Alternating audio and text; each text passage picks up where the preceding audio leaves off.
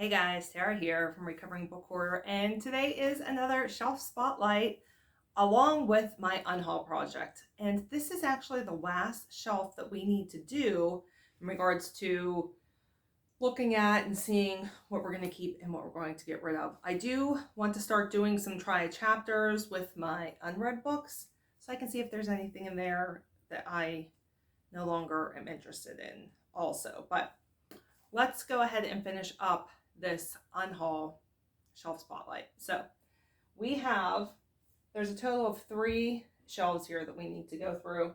There are books up here, I'll show you guys though, but these are not books I'm going to be getting rid of. These are my Game of Thrones collection here. So let's just take a look. See, we have a tendency to like all cards, anything that comes just gets put on shelves. All right, so let's take a look up here. Like I said, more cards. We've got thank you cards. Look, anybody that sends me stuff in the mail, it gets kept, it's put on display, and then eventually is put into scrapbooks and things. So, all right, first look, this is the Yule Ball right here. This came in, I'm not sure, one of the boxes Cassidy got for Christmas. Isn't that pretty? And it has water in it. It makes it look blue. Super pretty. So that usually lives up there. We're gonna move it for right now while we do this. We've got the Pittsburgh Dad bobblehead. I don't know. So I'm from Pittsburgh, if you guys don't know, and we have this guy named Pittsburgh Dad, and I'll link his videos down below. If you ever wonder what men from Pittsburgh are like, it's like spot on. All right, so this is his bobblehead. My husband's kind of obsessed with them, and they actually look quite a bit alike. So this was a Christmas present last year for the hubby. Then we have my, oh, one fell over, my little Game of Thrones Funkos here. Got these from a Game of Thrones exchange. We have, let's see,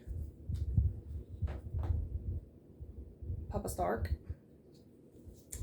We have Peter Baelish, aka Littlefinger. We have Ghost, which is Jon Snow's direwolf. Then we have the King of the North. And finally, a zombie Hodor. So those hang out up on the Game of Thrones shelves too.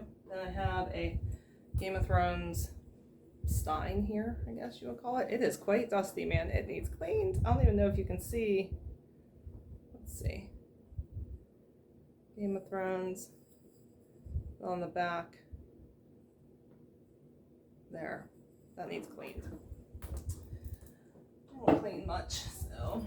And the little dragon, glass dragon that I think my brother got one for me for Christmas one year. And I just figured dragons, Game of Thrones works up there. All right, then I have this gorgeous set of all of the books that have been released thus far. I love them. They're so small, but of course the writing is quite tiny in there too, but I just love having a matched set. Then this is a dragon egg. It's actually a cookie jar. There's nothing in it though, but it's supposed to mimic one of Daenerys' dragon eggs. All right, then book-wise, I have The Wit and Wisdom of Tyrion Lannister, and it's just a bunch of quotes that Tyrion says. The Noble Houses of Westeros, and then A Fire Cannot Kill a Dragon. This is by James Hibbard, and I love this. This is like the official the Game of Thrones and the official untold story of the epic series, and there's like all kinds of interviews with all the cast, directors, everybody involved with the show.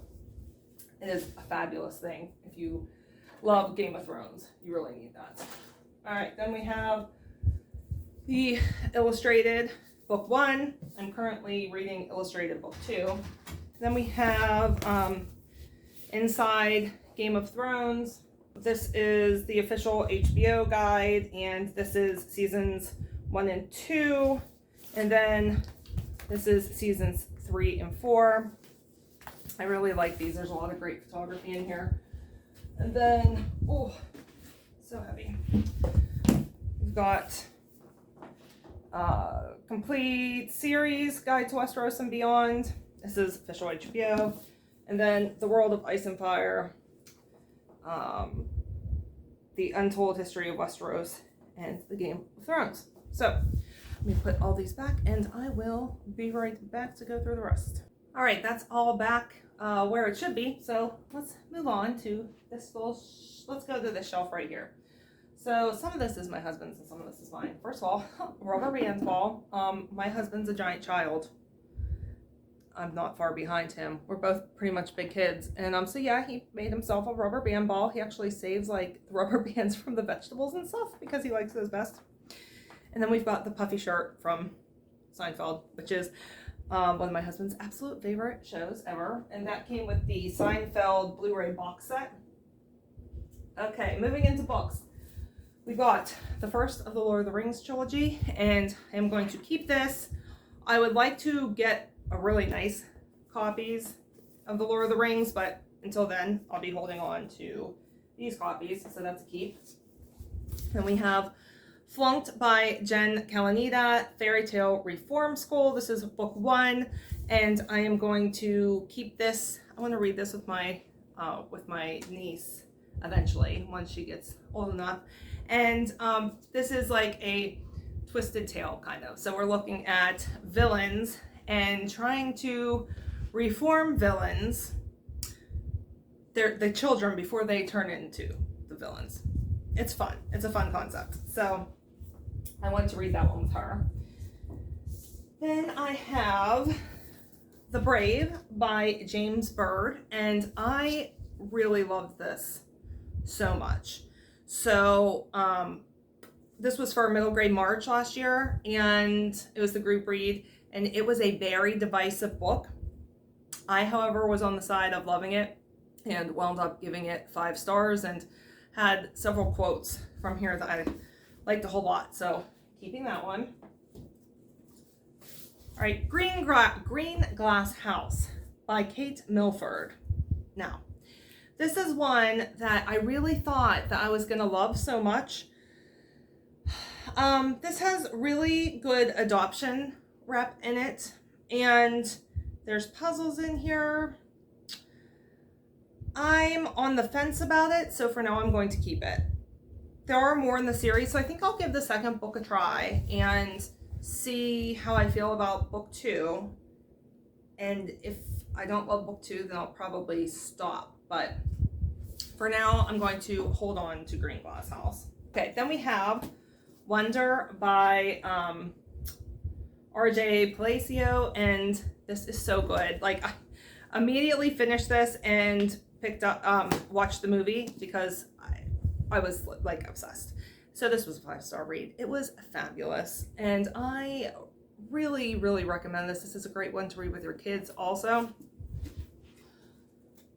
And we have A Light in the Attic by Shel Silverstein. These are poems, you know, meant for kids, but I have to tell you, there's several in here that are very poignant whenever you're an adult. So I like this a lot. And then I really love the illustrations and really am considering possibly coloring in this.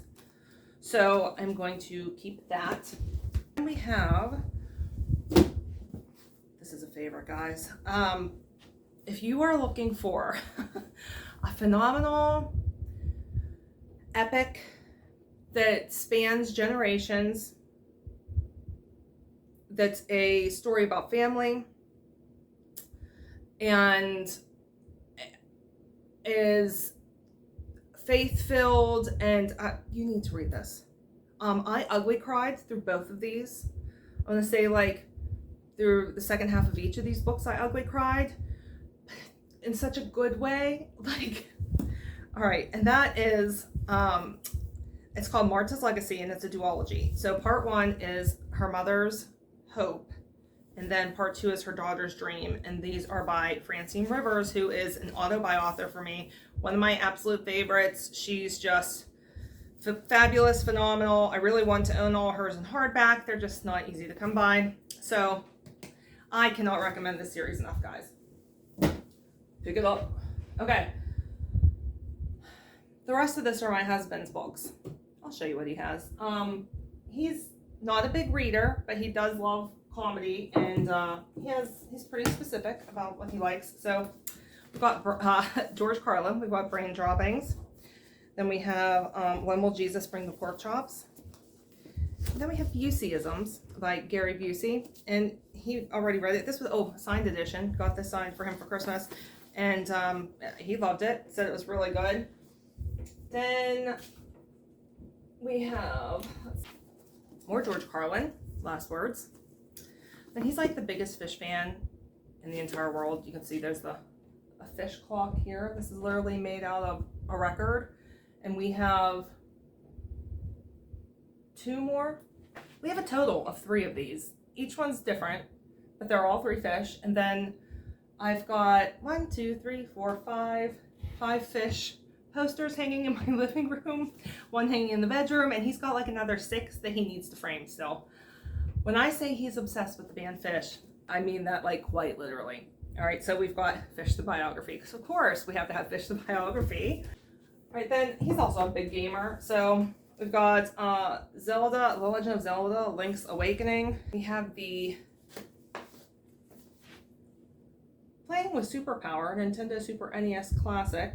And I think this is like a book all about that. This is kind of cool. Look, it's shaped like one of the games, the game cartridges. I think this was a Christmas gift too. I'm always the one that buys him the books, because, you know, I don't understand how people cannot want all the books. So, all right, we have School is Hell, a cartoon book by Matt Groening, and this is the comic book that The Simpsons is based off of. Then he has some magazines. Sports Illustrated, from when the Steelers won the Super Bowl. Another, because, you know, Pittsburgh. There we go. Because we gotta love them. Then we have the Grateful Dead Special Collector's Edition Rolling Stones magazine. All right, Ears of Steel by Bart Scott, The Real Man's Guide to Walt Disney World. I read this a while back, and it is definitely for men. If you're a woman, don't read it. It is not meant for our demographic, just gonna say. They call me Baba Booey, who is from the Howard Stern show. He's obsessed with Howard Stern, and we've got Howard Stern, Miss America, and the hardback of Miss America. And I asked him, I'm like, do we need both of these? We do need both of these. And then Howard Stern, Private Parts. And then his last book, and I gotta say, this really is like all the books he has in the house, so you can keep them all. Pearl Jam 20, and I had read that one expecting to love it, did not. But after I read it, I was like, I think you would really like this. So I asked him if he wanted it, and he said yes. So we kept it. All right, let me put all this back, and I will be right back. Moving on. You know, we're 2 shelves in, and I've got rid of nothing, so not going great right now. Let's hope it starts to get better. I really thought there were several over here that I really didn't want. Okay, let's see. At the Scent of Water by Jodi Picoult. No, wrong. Linda Nichols, not Jodi Picoult. Linda Nichols, and I love Linda Nichols. This was an amazing series. This is 5 stars. Please go read Linda Nichols. She only has 4. There's 4 in this series, the Second Chance series. You can read them in any order. The only thing that connects them is that people get a second chance. And then she has one other one called The Handyman, which I haven't read and I need to get. And then other than that, she's just gone radio silent. And it makes me so sad because I want so much more from her. Now I have Jodi Picoult, and that is Salem Falls. And I did not care for this. So I'm going to get rid of this one. All right. 1 down. Okay. We've got Grown by Tiffany D. Jackson, and this was a 5-star read. I really like this so much. I mean, it's hard hitting, so good. Triggers for like sex trafficking, rape, statutory rape, kidnapping, abuse. What do you think? There's triggers for most everything, but so good. I'm gonna keep that one. World of Wonders by Amy.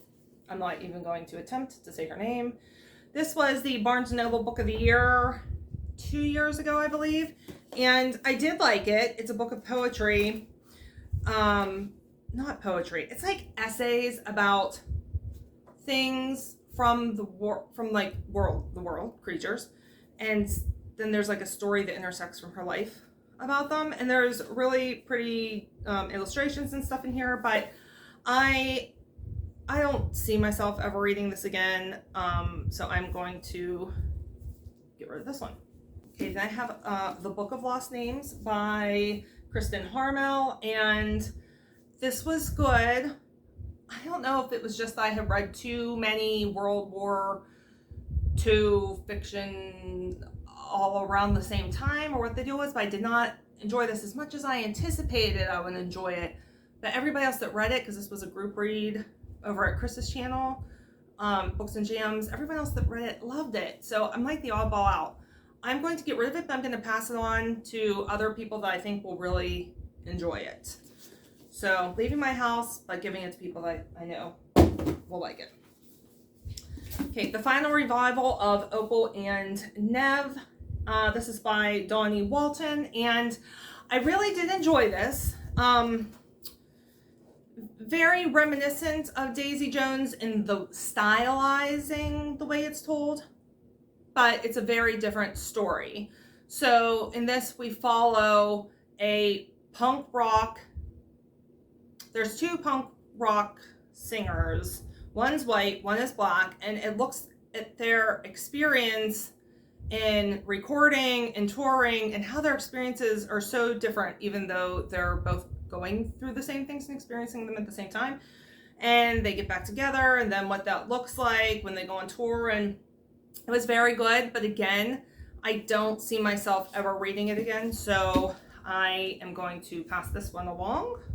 All right, then we have Paperback Crush, the totally radical history of 80s and 90s teen fiction. And this was a lot of fun. I really loved like the pictures in here. It really looked at books written in the 80s and 90s, really started with like back in the late 70s. And then the authors that we all loved, what those stories looked like, their main themes, that kind of thing.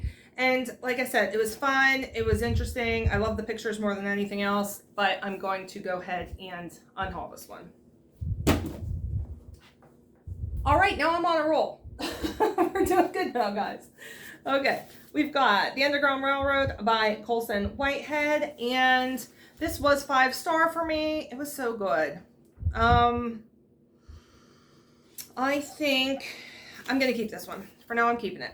Okay, then we have David by Charles Swindoll. I have this entire set. I got this from Book Outlet. Number 1, it's large print. I hate large print. Number 2, this is how the book came, and it did not say it was damaged. I hate when that happens. I don't love that it's, I just don't like, but I have the whole set. What do? I have lots of things highlighted. I feel like I should get rid of it because it doesn't exactly look good. It's so banged up, man. I'm gonna get rid of it. I'm gonna copy down the quotes into my quote book, and then it's going bye-bye. All right. The 5 Love Languages, The Secret to Love That Lasts by Gary Chapman. This was good. I am going to go through, again, copy down my quotes, and I'm going to pass this one on to someone else. How to Train Your Dragon by Cressida Cowell, book 1. I loved the How to Train Your Dragon books. I'm sorry, the movies. Didn't love the books so much, so I'm going to get rid of that one. Okay, Dangerous Prayers by Craig Groshall. And again, this was good. Not like the best book I'd ever read, but I can tell you these are dangerous prayers that I'm probably too scared to pray. I'll copy down my quotes and pass this on to my cousin Brianna. And then I have The Dark Between Stars by Atticus. This is a book of poetry. It was a 5-star book. I really loved it. I love the pictures in here and the illustrations and everything. So I'm going to keep this one. Okay, we've got The 13th Tale by Diane Setterfield, and I loved this book. It was 5 stars, one of my top of the year I read it, so keeping that. Howl's Moving Castle by Diana Wynne Jones. Love this book, but I got a special collector's edition of it, so I no longer need to keep this one, so I can pass this one along. Until Friday Night by Abby Glines. I have the entire set of this. This is the only one I've read so far. I'm going to hold on to it for now, but once I'm done with the entire set, I'm probably going to pass it on to my daughter's friend Shelby. So keeping for now, but once it's all done, I'll be getting rid of it. But it is a really good series, a young adult series. I liked it a lot. Well, I shouldn't say I like the series because I only read the first book. I really liked the first book. Enough to buy the rest of them. All right, And the Shofar Blue by Francine Rivers. This is one that just kept me thinking afterwards. The characters in here, I had a really hard time with so many of the characters in here. However, like all of Francine Rivers, they just speak to your soul, and I ended up loving it. It ended up being 5 stars, even though it was hard. It was a tough read. So keeping that. The Vanishing Half by Bennett. I loved this book. Keeping that. And we've got 2 of my favorites of all time. The Night Circus and The Starless Sea. I love these books so much. These are books that I would like to read again for the first time. I'm jealous of people that haven't read them yet because they can read them for the first time. I adore these books so much. Okay, we've got Tramp for the Lore by by Corey Ten Boom. This is phenomenal. Phenomenal. Corey she's not here anymore, was a missionary. She grew up in, I want to say it was Switzerland, and her family used to hide Jews in their wall, and eventually they were caught. This is actually her story after that, and oh my God, Your Faith, I need to reread this. I need to reread this in The Hiding Place because, man, it just does so much for your faith. So good.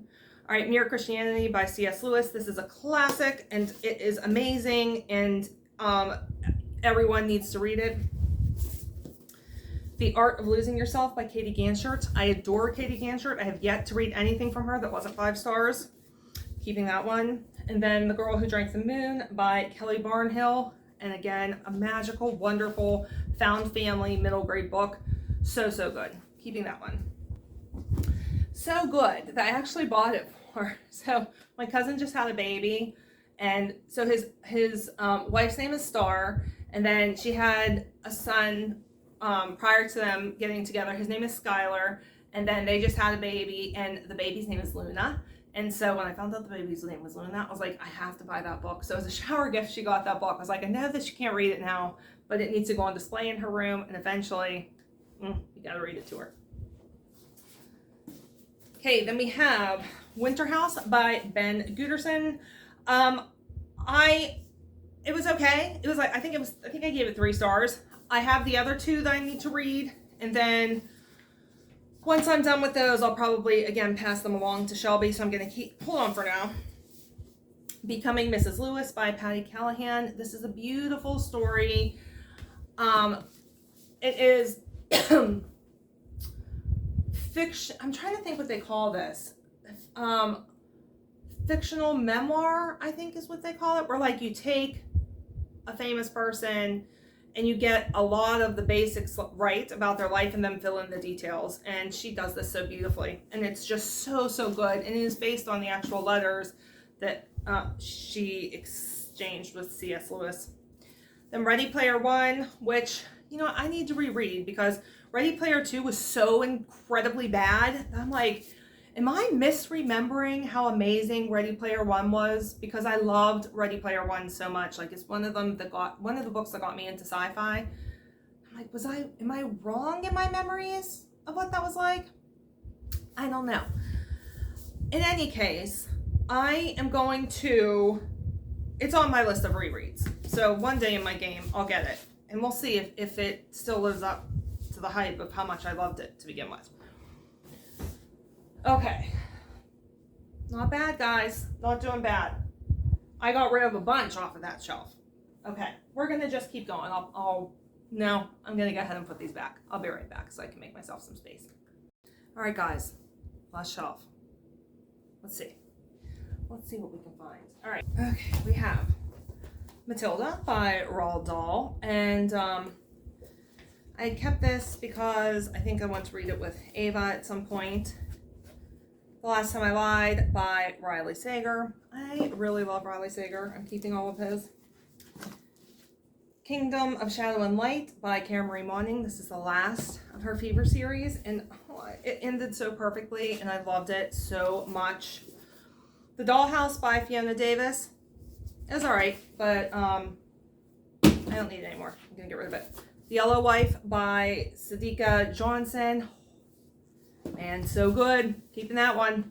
Okay, The Charm Bracelet by Viola Shipman. I liked this one a lot. I think my mom would like this one, so I'm going to pass it on to her. Then we've got Stella Bain by Anita Shreve. And I enjoyed this one. I like Anita Shreve quite a bit. I would like to read all of her stuff, but I'm never going to read it again, so don't need to keep that. You'll Never Believe What Happened to Lacey by Amber Ruffin and Lacey Lamar. This was so heartbreakingly funny. I highly recommend this. It's unlike anything that you'll read. Okay. Adventures of Pinocchio. I have all of these Mina Lima illustrated classics. I haven't read them all yet, but I haven't finished this one. But this is going in my stuff with Ava because, whoops, that was really loud. I don't personally love them, but I think she's gonna have a lot of fun playing with illustrations, so that's what I'm doing with those. All Things Bright Beautiful by James Herriot. Adore James Herriot. Keeping that. Noble Masquerade by Christy Ann Hunter. This is the first in the Hawthorne House series. It's a Christian fiction, and I loved it so much. It was everything. I laughed, I cried. So good. Reality Land, True Life Adventures of Walt Disney World by David Koenig. I did not love this. So disappointing. I'm going to pass that on to my husband's cousin, who I know wants to read it. Once Upon a River by Diane Setterfield. She's the one that wrote 13th Tale. This one wound up being 5 stars for me also. I'm going to keep that. And then Lover Unveiled by J.R. Ward, which is, I don't even know which number in the Black Dagger Brotherhood series. And I'm going to keep that. All right, A Warm Heart in Winter by J.R. Ward. This is called Well Christmas. So this is like a companion novel to the Brotherhood novels. Misfits by Jen Kalanita. This is the Royal Academy Rebels, and this was a lot of fun keeping this one to read with Ava when she gets older.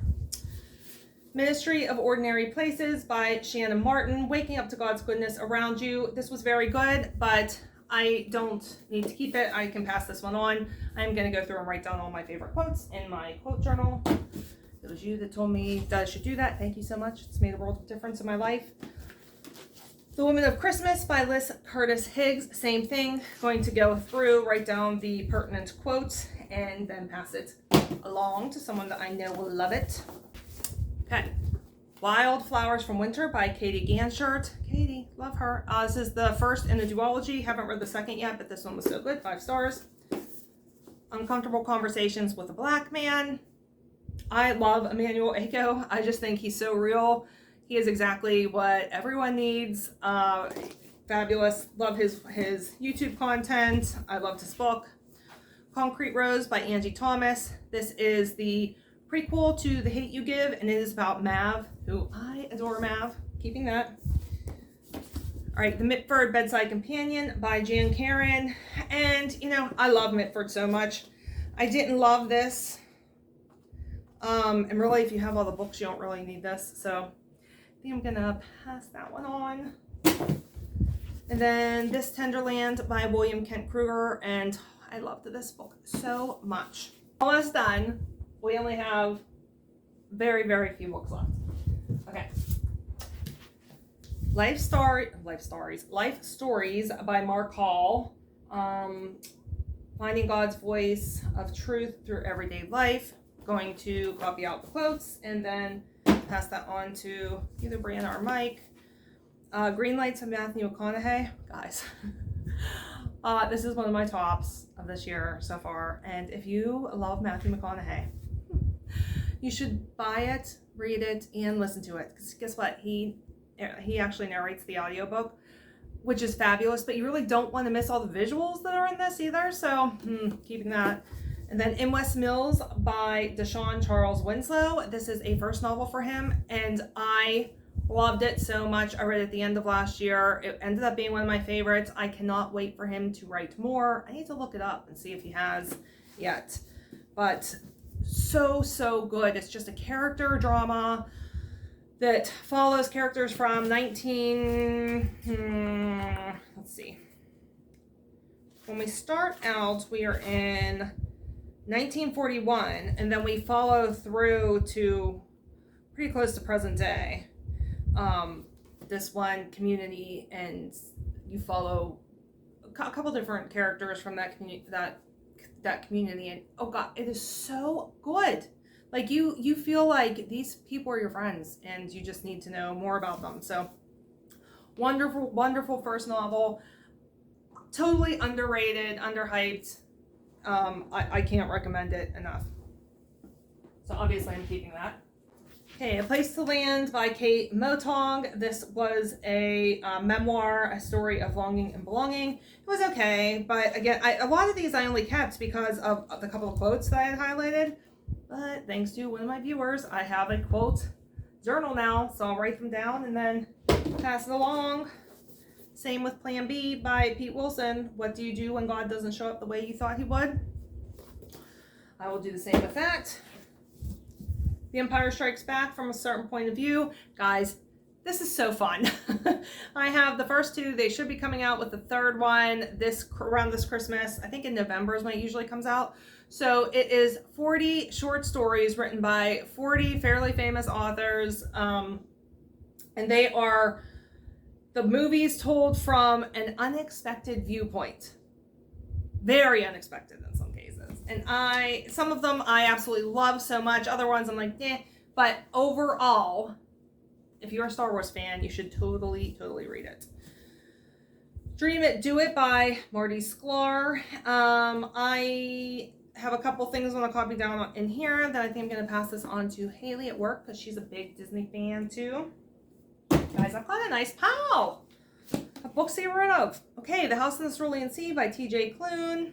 I will definitely be reading this again at some point. It is fun and whimsical and one that was unexpectedly fabulous.